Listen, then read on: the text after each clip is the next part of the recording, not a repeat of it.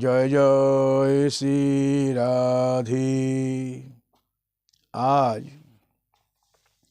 আমরা কৃষ্ণ কর্ণামৃত থেকে রাগ অনুরাগ ভজনের উদাহরণস্বরূপ ৫ নম্বর শ্লোকটি আমরা আস্বাদন করব। এর আগে আমরা দেখেছি যে বিল্বমঙ্গল অষ্টসাত্ত্বিকভাবে ভাবিত, বৃন্দাবনের পথে ধাবিত, সঙ্গীয় বৈষ্ণবগণ সঙ্গে চলছেন এবং উনি যে প্রলাপগুলি বলেছেন সেগুলি কতটি শুদ্ধ, শাস্ত্রগত, অনুগত টিকাগণ ব্যাখ্যা করেছেন। এই রাগ অনুরাগ ভজন কথাটা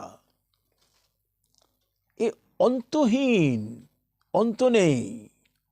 কারণ আমরা গৌড়ীয় বৈষ্ণবগণের এই যে ধাপ, শেষ ধাপ, এর অনন্ত ধাপ, অনন্ত এই সিঁড়ি। কারণ আমরা গুরুপ্রদত্ত দেহে সিদ্ধ স্বরূপে বৃন্দাবনে প্রবেশ করে আমরা ভজন করছি।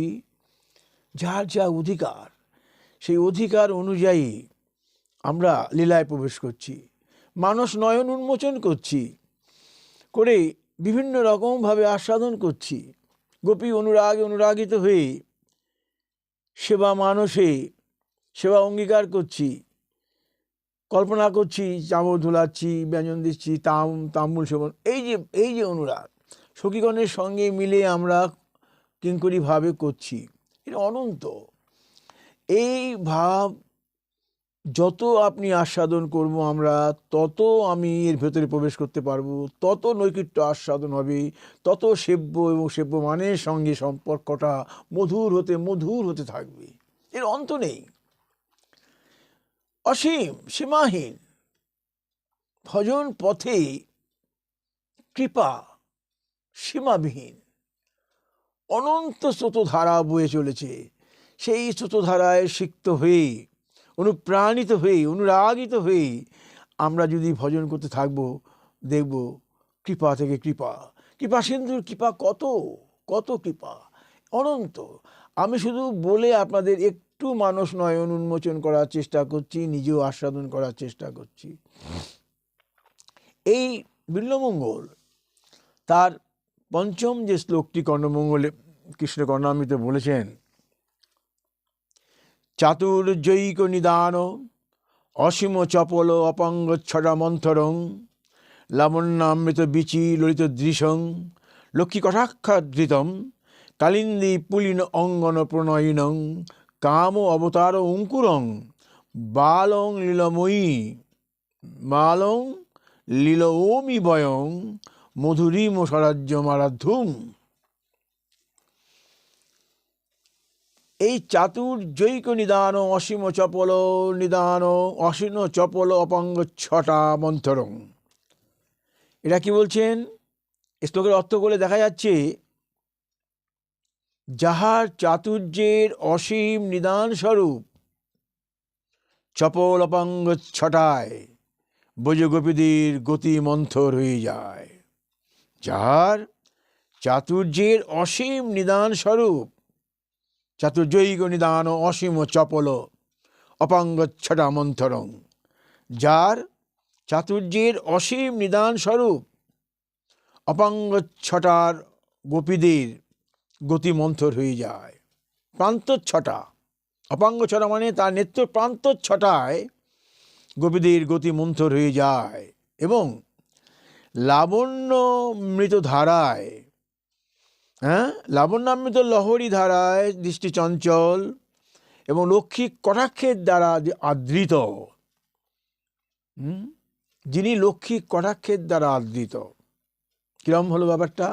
লক্ষ্মী নারায়ণের অঙ্গবিলাসিনী, বক্ষবিলাসিনী, লক্ষ্মী কটাক্ষের দ্বারা আদৃত।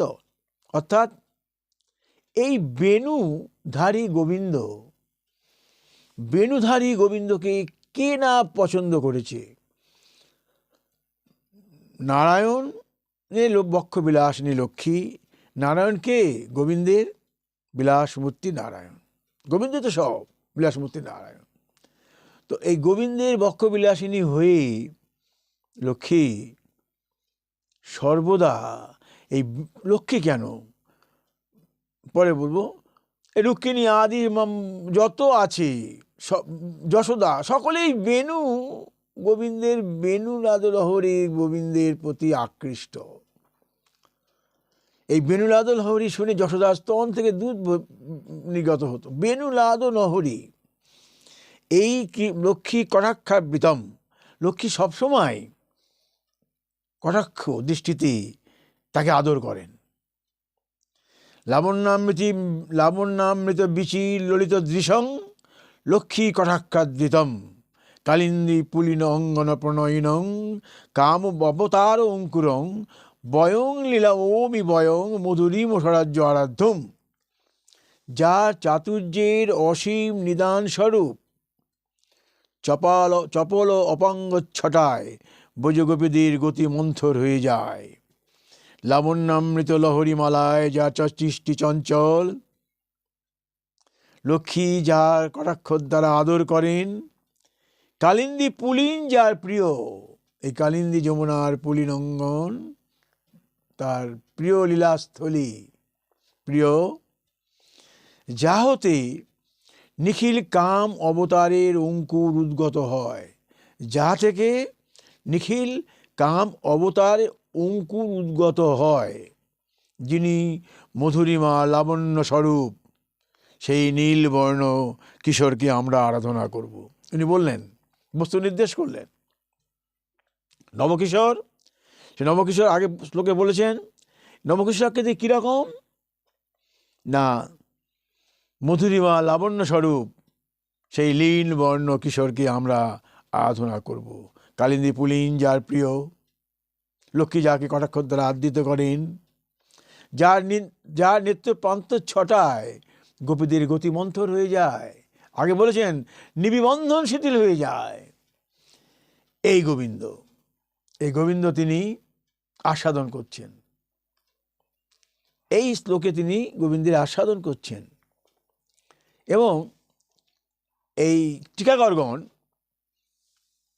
কৃষ্ণদাস কবিরাজ গোস্বামী সারঙ্গরঙ্গদা টিকায় ব্যাখ্যা করছেন, উনি যে কতটা শুদ্ধ, কতটা প্রলাপ বলল, কতটা শাস্ত্রসঙ্গত উনি, এবং এই শ্লোকগুলির অন্ত এবং বাহ্য দশা ওনারা ব্যাখ্যা করলেন। অন্তর্দশায় উনি কি বলতে চেয়েছেন আর বাহ্য দশায় উনি কি বলছেন, এই সবটি টিকাকারগণ ব্যাখ্যা করেছেন। এখানে বললেন চাতুর্যৈক নিদান অসীম চপল অপঙ্গ ছড়া মন্থরং লাবণ্যামৃত বিচি ললিত দৃশং লক্ষ্মী কটাক্ষাবৃতম কালিন্দী পুলিন অঙ্গন প্রণয়িনং কামবতার অঙ্কুরম বালং লীলৌমি বয়ং মধুরম আরাধ্যম, মধুর স্বরাজ্যম আরাধ্যম। কি বললেন উনি, যার চাতুর্যের অসীম নিদান স্বরূপ চপল অপঙ্গ ছটায় ব্রজগোপীদের গতিমন্থর হয়ে যায়। লাবণামৃত লহরীমালায় যা দৃষ্টি চঞ্চল, কালিন্দী পুলিন যার প্রিয়, যা থেকে সমস্ত কাম অবতারের অঙ্কুর উদ্গত, মধুরিমা লাবণ্য স্বরূপ সেই নীলবর্ণ কিশোরকে আমরা আরাধনা করব। টিকার অর্থ, অতঃপর উনি বলছেন লীলাসুখের অন্তরেই স্ফূর্তি হলো, স্ফূর্তি। এবং শ্রীকৃষ্ণের, উনি দেখছেন শ্রীকৃষ্ণের বাম পার্শ্বে মুখ্যা গোপী রাধা সেবাপরায়ণা সখীরা পরিবৃত। গোবিন্দ আগের দিন বলছি কখনো একা থাকেন না, সর্বদাই উনি সখী গোপী পরিবেষ্টিত ক্রিয়ারত, কৈশোর ক্রিয়ারত। তো এখানে উনি দেখছেন যে গোবিন্দের পাশে মুখ্যা সখী রাধা এবং সখী পরিবৃত হয়ে গোবিন্দের সখীরা সেবা গ্রহণ করছেন। পূর্বে চিন্তামণির মুখে শুনেছিলেন, চিন্তামণি তার বত্তদেশ গুরু, চিন্তামণি কীর্তন করতেন, চিন্তামণির মুখে শুনেছিলেন রাধার মুখ্য সখী গোবিন্দের পার্শ্বস্থিতা উপাসিকা। তখন উনি ওই রাগ অনুরাগে অনুরাগিত হয়ে ওই কৃষ্ণের সখীদের অন্তর্গত একটি সখীরূপী কল্পনা করছে। রাগ অনুরাগ ভজনের ওইটাই মুখ্য, যে আমি সখী কিঙ্করী দাসী কৃষ্ণের সেবা করব, করতে গেলে আগে সখী অনুরাগিত হয়ে যেতে হবে। উনি চিন্তা করছেন যে নিজেকে ওই সখীর মধ্যে চিন্তা করছেন, করে ভাবছেন আমি তাম্বুল সেবা দেব, আমি চামর ব্যঞ্জন করব, পাদ সম্বাহন করব, এটা উনি ভাবছেন। আর লাস্টে বললেন বালং লীলৌমি বয়ং মধুরিম স্বরাজ্য মারাধ্যম। বাল কৈশোর, লীলৌমি বয়ং মানে আমি, এখানে আমি বয়ং শব্দ কথা অর্থ করলেন কেন এখানে না, ওনার সঙ্গী বৈষ্ণবগণ ছিলেন, এই বয়ং কথাটা উনি ওখানে ইউজ করেছেন। তো বাল শব্দের কথাটা অর্থ কি না, কৃষ্ণের কৈশোর্য ধর্ম, ওনার যে ত্রিবিধ ধর্মের ত্রিবিধ বয়সের কথা বলা হয়েছে শাস্ত্রে, অলঙ্কার শাস্ত্রে, বাল শব্দ তার প্রগণ্ড এবং কৈশোর এই বিবেচনা করে 16 বৎসর পর্যন্ত তাকে বাল শব্দের প্রয়োগ করা হয়েছে। না হলে কামাবতার অঙ্কুরং কথাটা অসঙ্গতি হয়ে যায়। 16 বৎসর পর্যন্ত তাকে এই বাল শব্দ ধরা হয়েছে। এই কিশোর কিরূপ, এই কিশোর কিরূপ, ইন্দ্রনীল মণির ন্যায় শ্যামবর্ণ, সবসময় সিঙ্গারে থাকেন। সিঙ্গার রস কিরূপ, শ্যামবর্ণ, সিঙ্গার রস শ্যামবর্ণ, এবং সবসময় তিনি ক্রিয়ারত, মুগ্ধ ক্রিয়ারত। গোবিন্দ সবসময় ক্রিয়ারত, বাল ক্রিয়ারত, এবং কালিন্দী পুলিন যার সতত অবস্থান। গোবিন্দ সবসময় ওই কালিন্দী যমুনার তীরে ঘুরে বেড়ান, যমুনার তীরে তিনি লীলা করেন, যমুনার তীরেই সমস্ত তার কুঞ্জ, যমুনার তটবর্তী কুঞ্জস্থলী। তো এইখানে সমস্ত প্রণয়গণের সঙ্গে উনি বিলাস করেন। তার নয়ন, কৃষ্ণের নয়ন সদা তৃষিত। কেন না, রাধার লাবণ্যামৃত ছটায় স্নাত। লক্ষ্মী কটাক্ষাবৃতম, লক্ষ্মী যেহেতু সাদরে কৃষ্ণকে সবসময় নেত্র প্রান্ত ছটার দ্বারা আদর করেন, তো লক্ষ্মী আদৃত কৃষ্ণ চাহেন যে রাধাও আমাকে তদ্রূপ আদর করুন। কটাক্ষর দ্বারা, লক্ষ্মী কটাক্ষাবৃতম, আমাকে সস্নেহে সতৃষ্ণতায় আদর করুন। কৃষ্ণ রাধার এই নিত্য পঞ্চছটায় স্তম্ভিত, বিচলিত, আকর্ষিত। কোনো সময় উনি এটা ভুলতে পারেননি। দ্বারকায় যখন ছিলেন 124 বছর, রাধারানীর সঙ্গে 11 বছর লীলা করেছেন। দ্বারকায় ছিলেন উনি, মথুরা দ্বারকা নিয়ে 124 বছর, 124 বছর বেঁচেছিলেন, তো 11 বছর, 114 বছর ধরুন ছিল। তো ওইখানে উনি কোনো সময় রাধাকে ভুলতে পারেননি। তো এই রাধা একটা গুণ কি, সোজাসুজি গোবিন্দের দিকে তাকাতেন না। সবসময় রাধা লজ্জা বাম্যভাবে গোবিন্দের চরণের দিকে তার নজর থাকত, গোবিন্দের চরণের দিকেই তার নজর থাকতেন। প্রাণবল্লভকে উনি বাম্যভাব দ্বারা দর্শন করতেন। তো রাধার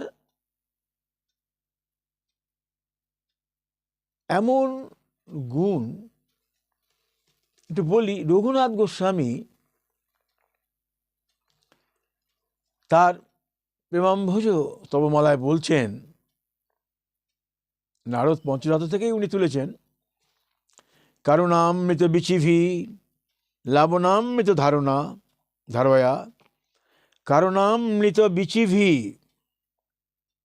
তারুণামৃত ধারয়া, লাবণামৃত বন্যাভি শ্লোপিতাং গ্লপেনেন্দ্রিয়াম। কারুণামৃত বিচিভি তারুণামৃত ধারয়া, কারুণামৃত বিচিভি, যিনি প্রাতকালে কারণ্যরূপ অমৃত তরঙ্গী, তারুণামৃত ধারা, মধ্যাহ্নে তারুণামৃত ধারায় এবং লাবণ্যামৃত বন্যাভি, সায়নকালে লাবণামৃত ধারায় গ্লোপিতাং স্তবেন্দ্রিয়াম, যিনি স্নাত, বন্যায় স্নাত হয়ে লক্ষ্মী দেবীকে পর্যন্ত গ্লানিযুক্ত করেন রাধা। তাই বলছেন রঘুনাথ, কারুণামৃত বিচিভি লাবণামৃত ধারয়া, কারুণামৃত বিচিভি তারুণামৃত ধারয়া, লাবণামৃত বন্যাভি স্তপিতাং গোপিনান্দিয়াম। আবার বলছেন যে লজ্জারূপ পট্টবস্ত্র দ্বারা যার অঙ্গ আবরিত, সৌন্দর্য কুসুমে যিনি সুশোভিত এবং শ্যামবর্ণ সিঙ্গার রূপ উজ্জ্বল কস্তুরী মালায় যিনি সদা চিত্রিত। তিনি বললেন, হি পট্টবস্ত্র হি গুপ্তানাং, হি লজ্জারূপ, হি পট্টবস্ত্র গুপ্তাঙ্গিং সৌন্দর্য ঘুষিনাংসিদম শ্যামুজ্জ্বল কস্তুরী বিচিত্রিত কলেবরম। হি পট্টবস্ত্র গুপ্তাঙ্গিং, লজ্জারূপ পট্টবস্ত্র দ্বারা যিনি আবৃত, সৌন্দর্য ঘুষিনাংসিদম, যার সৌন্দর্য, যিনি উজ্জ্বল কস্তুরী তিলকে যার অঙ্গ চিত্রিত এবং যিনি সৌন্দর্য কুসুম দ্বারা সুশোভিত। রাধারানীকে গোবিন্দ সবসময় কস্তুরী তিলকে, কস্তুরী তিলকে তিনি কি করতেন, তার অঙ্গ চিত্রিত করতে ভালোবাসতেন, কস্তুরী মালা বিভূষিত। সবসময় গোবিন্দ, আমি দেখেছি রূপ গোস্বামীপাদ তার বিদগ্ধ মাধব কত সুন্দর বর্ণনা করেছেন উনি। গোবিন্দ তার কস্তুরী দ্বারা তার অঙ্গ চিত্রিত করতেন। তাই বলছেন রাধার এই এহেন গুণ। রঘুনাথ গোস্বামী বললেন, কারুণামৃত বিচিভি তারুণামৃত ধারয়া, লাবণামৃত বন্যাভি শ্লোপিতাং গ্লপেনেন্দ্রিয়াম, হি পট্টবস্ত্র গুপ্তাঙ্গিং সৌন্দর্য ঘুষিনাংসিতাম শ্যামোজ্জ্বল কস্তুরী বিচিত্রিত কলেবরম। এই রাধা গোবিন্দ কোনোদিন নিজে সৃষ্টি করেছেন রাধারানীকে, অঙ্গ থেকে সৃষ্টি করছেন, নিজে বিস্মিত হয়ে গেছেন এবং নিজে যখন তৈরি করেছেন নিজেকে তিনি নিজে নিজে নিজে বিস্মিত হয়ে গেছেন এই গোবিন্দ। তো কোনো দিন উনি রাধাকে ভুলতে পারেননি, যতই উনি 16,108 গোপিনী বিবাহ করেছেন, কোনোদিন ভুলতে পারেননি রাধাকে। তো এইখানে যেটা আমার বক্তব্য, লীলাসুখ বলছেন যে রাধার কটাক্ষে গোবিন্দ সমাদৃত, স্তম্ভিত, বিচলিত, যদিও তিনি লক্ষ্মীর কটাক্ষে সর্বদা আদরিত।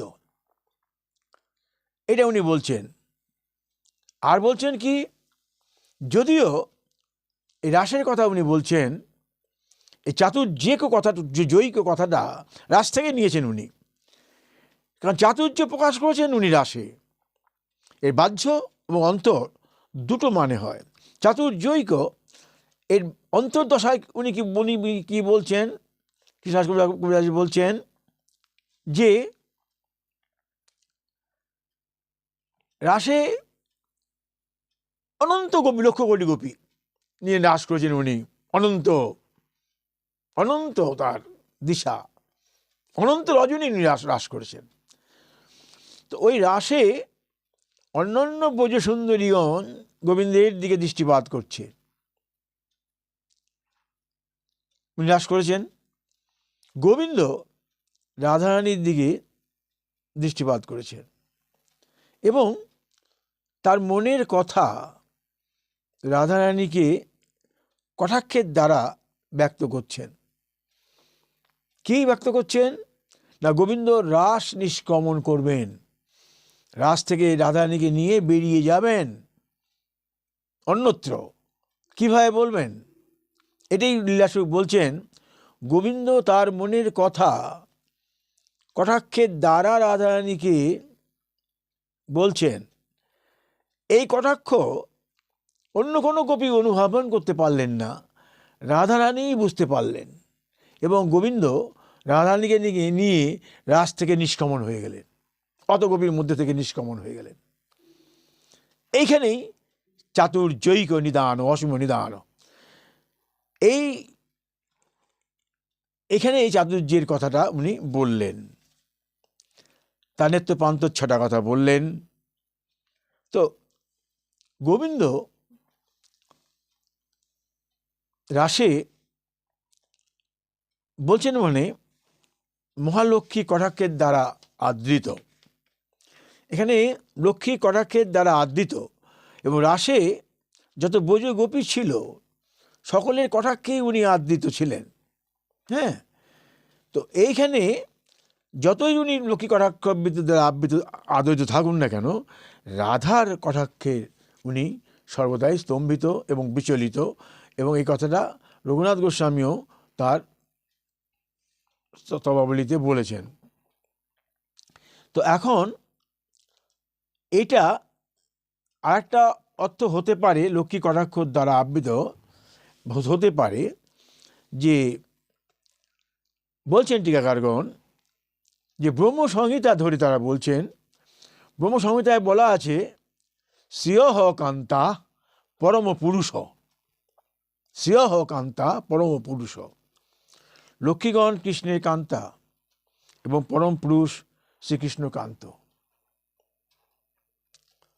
এর আগে বললাম যে লক্ষ্মী হচ্ছেন নারায়ণের বক্ষ বিলাসিনী, কিন্তু নারায়ণ হচ্ছে গোবিন্দের বিলাসমূর্তি। তো এই লক্ষ্মী সবসময় এই বেণুধারী কৃষ্ণকে পছন্দ করেন, এবং বেণুধারী কৃষ্ণের কথা আমি এটাই বললাম যে রুক্মিণী, সত্যভামা আদি যারা অষ্টপ্রধান মহিষী এবং 16,108 গোপিনী, অষ্টপ্রধান মহিষী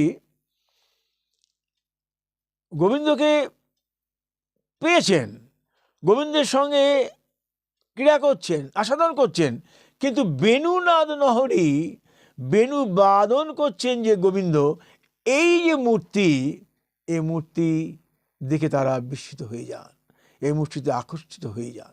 তাই লক্ষ্মী এখানে তাই বলছেন শ্রিয়ঃ কান্তা পরম পুরুষ, ব্রহ্ম সম্বন্ধে বলছেন যে সবসময় উনি এই কান্তকে আদর করতেন।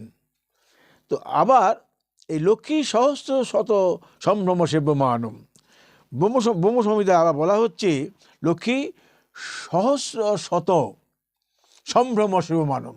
সহস্র শত লক্ষ্মী মানে ব্রজ গোপী, শত সহস্র ব্রজ গোপীদের কথা এখানে বলেছেন। এদের দ্বারা উনি সবসময় কটাক্ষের দ্বারা আদৃত, এবং বেণুনাদও এই বেণুধারী গোবিন্দকেই সবাই প্রীতি করেন, আকর্ষিত হন। এই গৌতমীয় তন্ত্রে বলা হচ্ছে এই যে আকর্ষিত, এই যে প্রেম, গোপী প্রেম, এই গোপী প্রেম কাম, এই গোপী প্রেমই হচ্ছে কাম। কিরম কাম? কাম অবতার অঙ্কুরম, গোপী প্রেম কাম। কিরকম কাম? গোপী প্রেমের কাম ধারা আলাদা। গোপী কাম কৃষ্ণ সুখ অনুগত, কৃষ্ণের সুখে অনুগত, কৃষ্ণের সুখে অনুরাগিত, সসুখ নাই। গোপী প্রেমে সসুখ বাসনা নাই, কোনো মতেই সসুখ বাসনা নাই। এটা একটা একটা মানে স্বর্ণ যেমন কোনো খাদ নেই, এর মধ্যে কোনো কোনো খাদই নেই। গোবিন্দ যদি গোবিন্দ কোনো সখীকে চুম্বন করেন, সখীর মনে কোনো রকম বিরূপ প্রতিক্রিয়া নেই। গোবিন্দের সুখ ছাড়া অন্য কোনো অনুভূতি তাদের নাই। এটা একটা বিরল দৃষ্টান্ত গোপী প্রেম। তো এই গোপী প্রেম কাম অবতারের অঙ্কুর। এই গোবিন্দ কাম অবতারের অঙ্কুর, অর্থাৎ গোপী প্রেম হচ্ছে কাম, আর অবতার শব্দের হচ্ছে প্রাকট্য। কাম অবতার অঙ্কুর, কামের প্রাকট্য হচ্ছে গোবিন্দ, কামের অঙ্কুর হচ্ছে গোবিন্দ। গোবিন্দ বিনা কোনো কামের অঙ্কুর নাই। গোবিন্দের পুত্র প্রদ্যুম্ন কামের কাম, কাম যাকে বলা হচ্ছে কাম, প্রদ্যুম্ন চতুর্ভুজের অন্তর্গত প্রদ্যুম্ন অনিরুদ্ধ, পরে বলছি। তো এখানে কাম অবতার পদে অর্থ হলো প্রেম প্রাকট্য। লীলাসুক বললেন যে উনি কাম অবতারের মাধুর্য অনুভব করে বললেন মাধ্যেতি, এই কাম অবতারের অঙ্কুর এবং কৃষ্ণের মাধুর্য। এর আগে বলেছেন গোবিন্দ তুমি আমার মাধুর্য বলো। লীলাসুক বলছেন মাধুর্য, তুমি অনন্ত মাধুর্যের সাগরে অবস্থান করো, তোমার মাধুর্য বলা আমার পক্ষে আর সম্ভব নয়। তুমি অনন্ত মাধুর্যের সাগরে অবস্থান করো, তোমার মাধুর্য বর্ণন করা আমার পক্ষে সম্ভব নয়। এই মাধুর্যে নিমগ্ন হয়ে লীলাসুক বললেন এই মাধুর্যে, কৃষ্ণের মাধুরী সর্ব ইন্দ্রিয়ের দ্বারা যাকে আস্বাদন করা যায়, চক্ষু কর্ণ নাসিকা জিহ্বা ত্বক সব দিয়ে তাকে আমি আস্বাদন করতে পারি। হ্যাঁ, পঞ্চ জ্ঞানেন্দ্রিয়, পঞ্চ কর্মেন্দ্রিয়, মন ইন্দ্রিয়, একাদশ ইন্দ্রিয়, আমি সব দিয়ে তাকে আস্বাদন করতে পারি। লীলাসুক বললেন তেজসী অস্ত নম ধেনু পালিনে হ লোকপালিনে রাধা পয়ধরাত সঙ্গ সাইনে শেষ সাইনে। রাধা পয়ধরাত সঙ্গ সাইনে শেষ সাইনে। উনি বললেন এই তেজপুঞ্জকে নমস্কার, তেজ অস্ত গোবিন্দের তেজপুঞ্জকে আমি নমস্কার করি, তার ধেনু পালগণকে নমস্কার করি, লোকপালগণকে নমস্কার করি, আর কাকে নমস্কার করি? রাধার পয়ধরের মধ্যেই শয়নকারীকে নমস্কার, সেই অশেষ সাহী গোবিন্দকে আমি নমস্কার করি। অষ্টসাত্ত্বিকভাবে সমস্ত ইন্দ্রিয় গ্রাহ্য, সমস্ত ইন্দ্রিয়ের দ্বারা লীলাসুক তার মাধুর্য অনুভব করছেন, করে বলছেন আমি সমস্ত লোকপালগণকে নমস্কার করি, সমস্ত ধেনুপালগণকে নমস্কার করি, সমস্ত তেজরাশিকে নমস্কার করি, আর রাধার পয়ধরের মধ্যেই আশ্রিত শায়িত গোবিন্দকে আমি নমস্কার করি। এই গোবিন্দকে আস্বাদন করা রূপ গোস্বামী করেছেন। তার দান লীলা, তার পুষ্পহরণ লীলা, তার কৈশোর লীলা, এত কৈশোরে তিনি এত চাপল্য যে রূপ গোস্বামী পাদ বলছেন যে রাধারানী ললিতাকে নিয়ে যাচ্ছেন, গোবিন্দ তার পদ অবরোধ করছেন, যেতে দিচ্ছেন না। একটু এগোচ্ছেন তো পদ আটকাচ্ছেন, এগোচ্ছেন তো পদ আটকাচ্ছেন। রাধারানী বলছেন আয়ন ঘরণী রাধারানী, বা আয়ন এখানে তোমার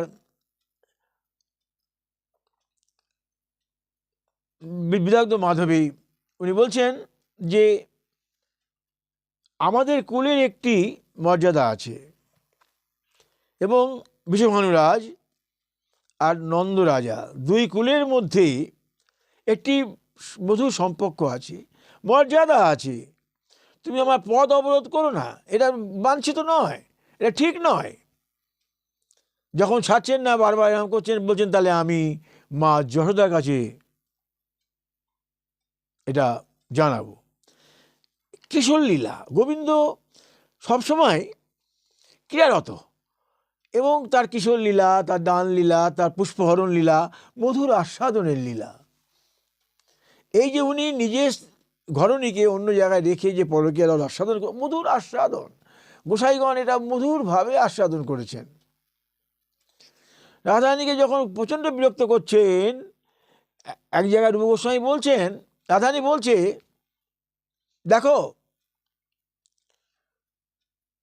কদাপি রাত্রে যদি সূর্য উদিত হয়, কদাপি যদি রাত্রে সূর্য উদিত হয়, তথাপি রাধা পর পুরুষে আকর্ষিত হবে না। দেখুন কীরকম তাদের আস্বাদন, গোবিন্দের সঙ্গে তার রাধারানীর যে কৈশোর লীলা।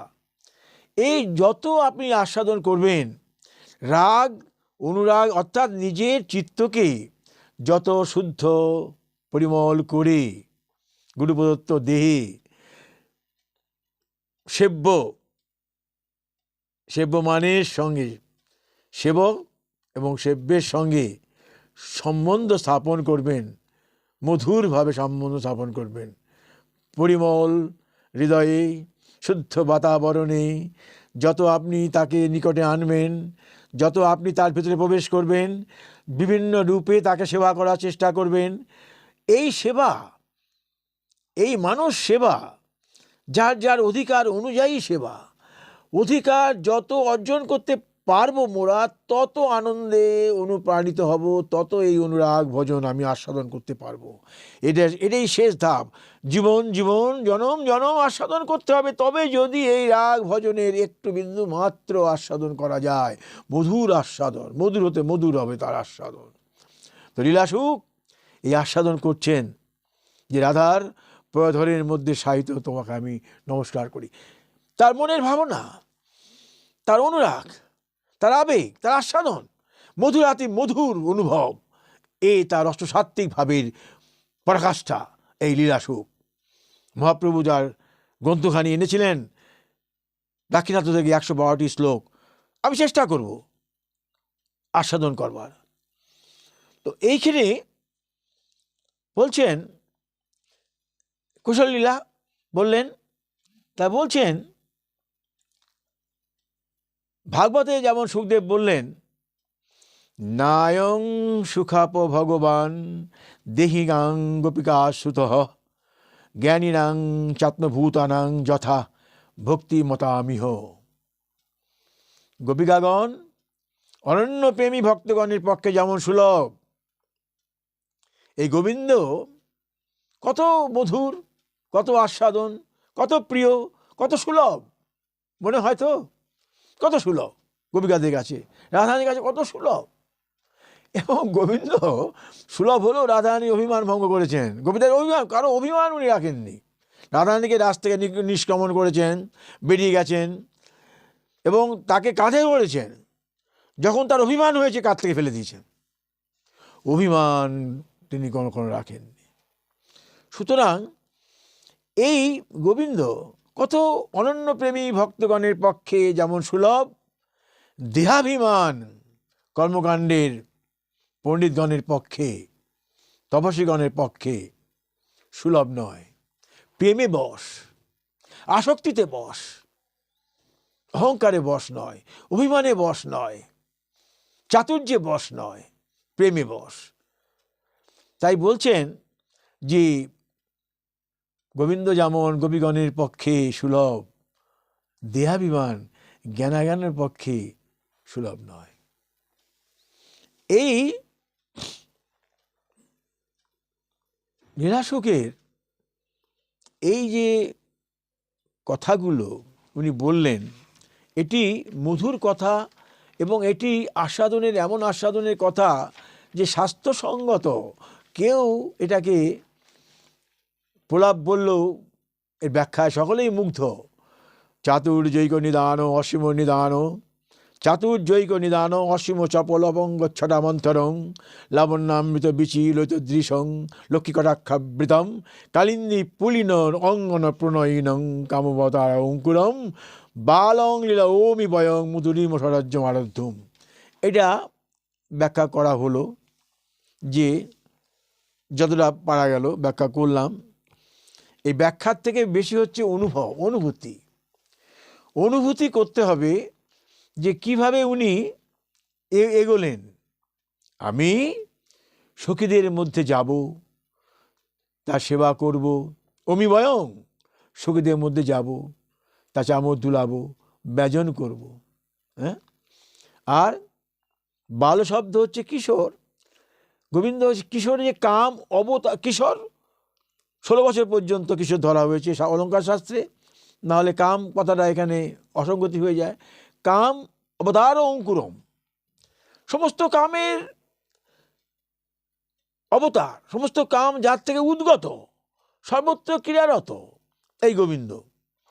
হ্যাঁ, এবং আগে শ্লোকে উনি বলেছেন লীলাসুখ, যে তুমি গুরু, সখীদের প্রেম পর্যায়, প্রতি বঞ্চনা, রাসে আসা এবং বেণু উৎকন্নতা, এগুলো বলেছেন। তো আজকে উনি বললেন যে গোবিন্দ এই কাম অবতারের অঙ্কুর, কারণ গোবিন্দ সমস্ত কামের অঙ্কুর, এবং তার পুত্র প্রদ্যুম্ন হচ্ছে কাম। চতুর্ভুজের মধ্যে প্রদ্যুম্ন, অনিরুদ্ধ, এই প্রদ্যুম্ন হচ্ছে তার কাম। সমস্ত কাম অবতারের উনি অঙ্কুর, এবং শুক, নারদ আদি ব্রহ্মা সকলেই এর বন্দনা করে থাকেন।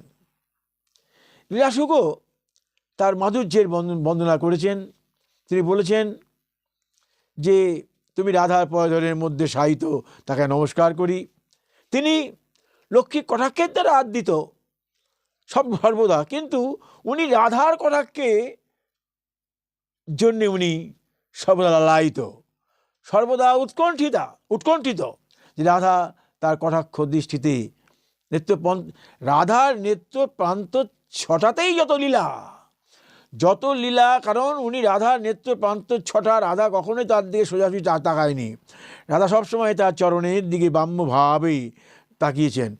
এই নেত্র প্রান্ত ছটাই তার সমস্ত লীলার উদ্গত, সমস্ত লীলা রস আস্বাদন যা কিছু উনি করেছেন রাধার এই নেত্র প্রান্ত ছটার অভিভূত হয়ে, বিভাবিত হয়ে, হ্যাঁ, উদ্ভাবিত হয়ে, আকর্ষিত হয়ে, প্রণোদিত হয়ে, অনুপ্রাণিত হয়ে, অনুরাগিত হয়ে উনি এটাকে লীলাগুলি করেছেন গোবিন্দ। এই শ্লোকটি ব্যাখ্যা হলো এটা অন্তর্দশা, এবং এইভাবে উনি বাহ্য দশায় যারা ব্যাখ্যা করেছেন, উনি অন্তর্দশাতে বললেন চাতুর্যৈক, মানে অন্তর্দশায় উনি বললেন যে কটাক্ষ দ্বারা রাধাকে উনি রাস থেকে নিষ্ক্রমণ করে নিলেন, চলে গেলেন বাইরে, লক্ষ লক্ষ গোপীর ভেতর থেকে নিয়ে, চাতুর্যৈক। আর এই চাতুর্যৈক কথাটা আবার বাহ্য অর্থ কি? এটা অন্তর্মুখী অর্থ।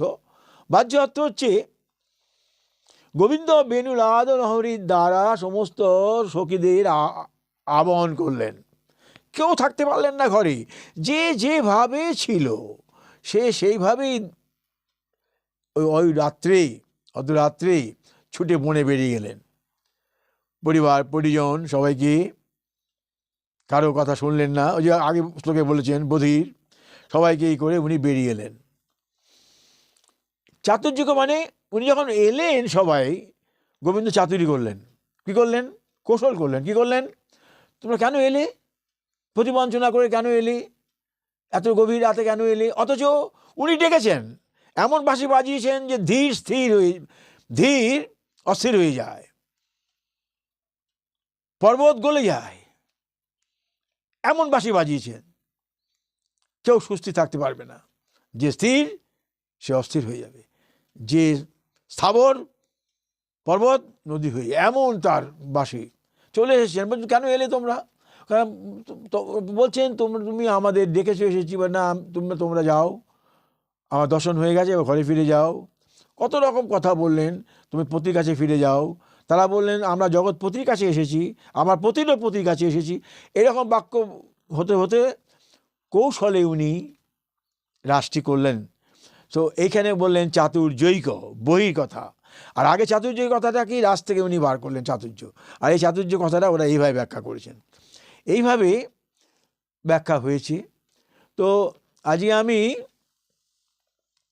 একটুখানি বললাম যে এই রাগ অনুরাগ ভজন চেষ্টা করুন, আপনারাও অনুরাগে অনুরাগিত হন, মনে মনে কল্পনা করুন, মানস নয়ন উন্মোচন করুন, চেষ্টা করুন, নৈকট্য আস্বাদন করার চেষ্টা করুন, মনে মনে ভাবতে থাকুন যে আমি গোবিন্দের যে সেবা করব। গুরু প্রদত্ত দেহ চাই, গুরু বিনা এই পথে কোনো কিছুই করা যাবে না। গুরু প্রদত্ত দেহ পেলে তবে আমি এই রাগ অনুরাগ ভজন করতে পারব, গুরু প্রদত্ত দেহ ছাড়া হবে না। সুতরাং আজই আমি একটুখানি বলে একটি এই অনুরাগ ভজনের যদি একটু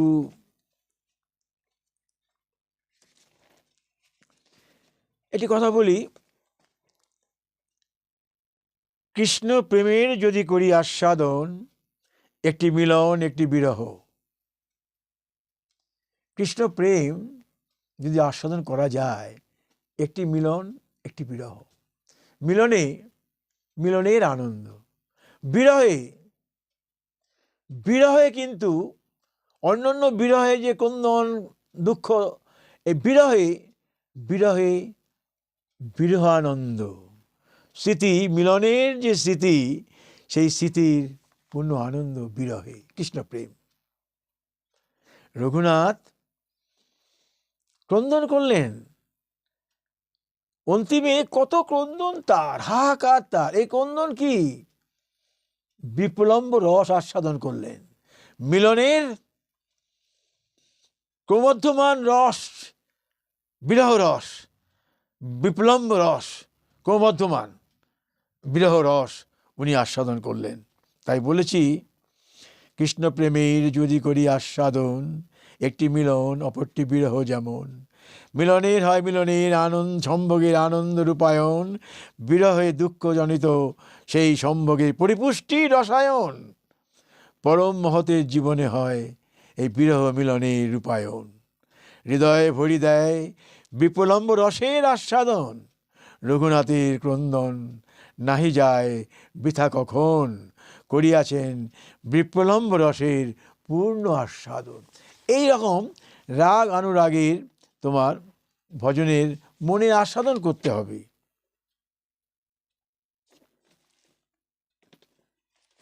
দেখি আমি আটা দিচ্ছি। দেখুন, জীবনের গতি অতি বেগবতী, আসে যায় দিবানিশি, দেহ রতন চলে যদি মধুর সুরে কথা কহি। যন্ত্র বিকল হলে যন্ত্রী, রাখেন যদি খবরখানি, পুনঃ আমি কহি কৃষ্ণ কথা, রাধা সুধায় যায় ভরি। দেহ, আমার দেহ চলছে কার জন্যে? যন্ত্রীর জন্যে। হ্যাঁ, আমার প্রেম আস্বাদন, রুচি, আসক্তি যা কিছু কার দ্বারা হচ্ছে? কার প্রেরণায়, কার করুণায়? গোবিন্দের করুণায়। আমার কিছু নাই। যখন এই অনুভূতি আসবে যে গোবিন্দ প্রাণনাথ আমার সর্বকারণের কারণ, আমি কিছু নয়, আমি বস্তুটিকে লোপ, আমি কিছু নয়, গোবিন্দ আমার আস্বাদন দিচ্ছেন, আমার প্রেমের অনুভূতি যোগাচ্ছেন, রাধা আসক্তি দিচ্ছেন, আমি রাগ অনুরাগ ভজনে একটু এগোচ্ছি।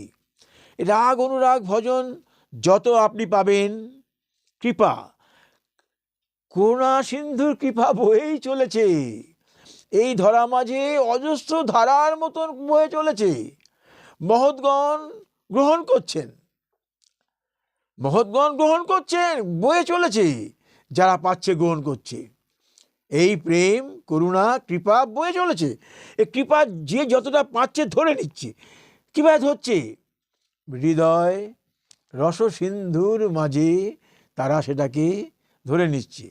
এই হৃদয় রসসিন্ধু আপনাকে তৈরি করতে হবে। এই হৃদয়ের মধ্যে রসের সিন্ধু আহরণ করতে হবে। কীভাবে আহরণ করবেন? কল্পনা করতে হবে, ভাবতে হবে, অনুভব করতে হবে। নিজের মনটাকে অনুভবের তরঙ্গে তরঙ্গিত করতে হবে।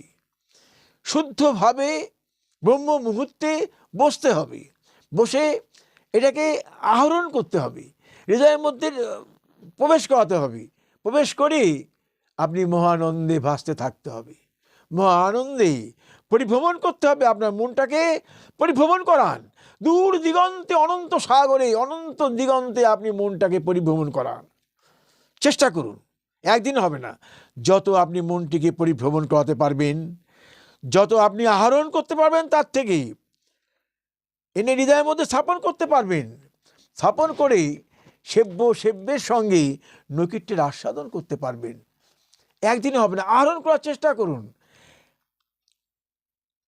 নির্জনে নিভৃতে একা প্রভাতে উঠে, ব্রহ্ম মুহূর্ত ছাড়া হবে না, প্রভাতে যত উঠতে পারবেন তত তত মঙ্গল। প্রভাতে উঠে কেউ নেই, আপনি একা ঘরে, এমনভাবে যদি আপনি চেষ্টা করতে থাকেন, বা আমার কথা, আমিও তো একটা মানে অধম, যত আমরা চেষ্টা করতে থাকবো তত আমি পাবো নৈকট্যের আস্বাদন। এই অনুভূতিটা বারবার আমি বলছি, চেষ্টা করব আমরা, চেষ্টা করতে করতে অনুভূতি আসবেই। অনুরাগ ভজনে আমি এগোবো, আর আমিও চেষ্টা করব এই লীলা সুখের গ্রন্থখানি ধরে অনুরাগে আপনাদের মধ্যে আস্তে আস্তে অনুরাগকে অনুরাগিত করতে যদি পারি, আমার জীবন সার্থক হবে। এই কথা বলে আপনাদের চরণে অসংখ্য দণ্ডবাদ রেখে আজকে আমি এই পাঠটি শেষ করলাম।